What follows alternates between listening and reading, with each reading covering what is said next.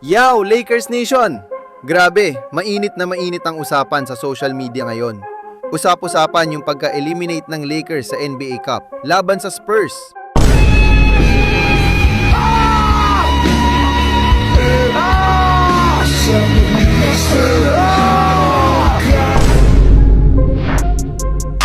At ito pa ang mas masakit, mga idol. Natalo tayo sa sarili nating court kahapon. At wala pa si Victor Wembanyama sa laro nila. Nakakadismaya talaga. Dito lumabas yung totoo at malaking problema ng Lakers. Wala tayong depensa. Hindi na ito bago, pero sa pagkatalo na yon, kitang-kita na naman, problemang depensa. Mismong si LeBron at Coach JJ Redick, inamin na nila yan. Sabi ni Coach, kailangan nating bumalik sa drawing board. 132 puntos ang binigay natin sa San Antonio.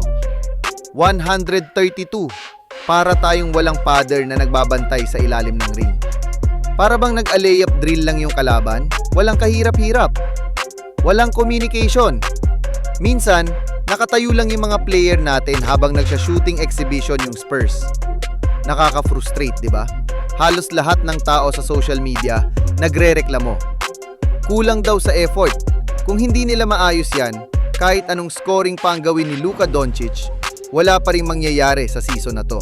Defensive struggles exposed talaga ang tema ng Lakers na yon. Pero kahit natalo, nagpakita pa rin ng MVP form si Luka Doncic. Consistent pa rin. Nag-ambag siya ng 35 puntos laban sa Spurs. Grabe yung scoring streak niya. Parang walang katapusan. Pinapakita niya na elite scorer talaga siya. Ngayon, ito ang isa pang mainit na usapan ng mga Pinoy fans. Anong nangyari sa shooting ni Austin Reeves?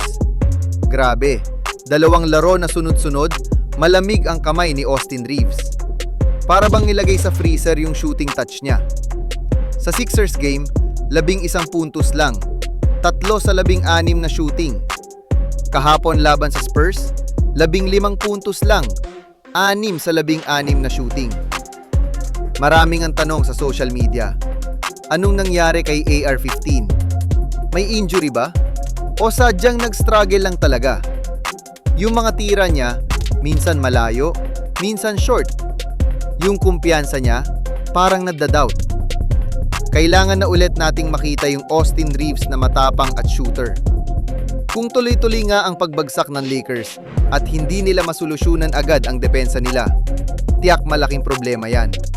Bababa tayo sa standings.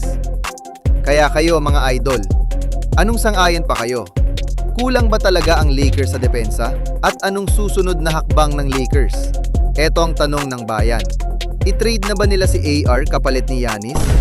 Pero abangan natin ang mga susunod na mangyayari. Matapos ang matinding talo sa NBA Cup, naghahanap ng bounce back win ang Lake Show. Ang Lakers ay bibiyahe sa Phoenix para harapin ang Suns ngayong Lunes. Disyembre 15, alas 9 ng umaga Philippine Time, napakahalaga ng larong ito. Ang Lakers ay may solidong 17 panalo at 7 talo sa season na ito. Pero ang 132 laban sa 119 na talo kamakailan sa San Antonio ay nagpakita ng mga kahinaan na kailangan nating ayusin. Sana nga makabawi agad ng Lakers sa talo nila. Para di sila bumaba sila sa standing, hindi rin basta-basta ang Suns. Kasi tinalo sila nakaraan lang. Ganon din nagproblema ng Lakers. Wala depensa sa ilalim. Sana matuto ng Lakers ang gumawa ng hakbang para masolusyonan nila ang kakulangan sa depensa. Kung nagustuhan mo ang video na to, huwag kalimutan mag-like, mag-subscribe at i-follow ang ating page para updated ka sa susunod nating NBA update.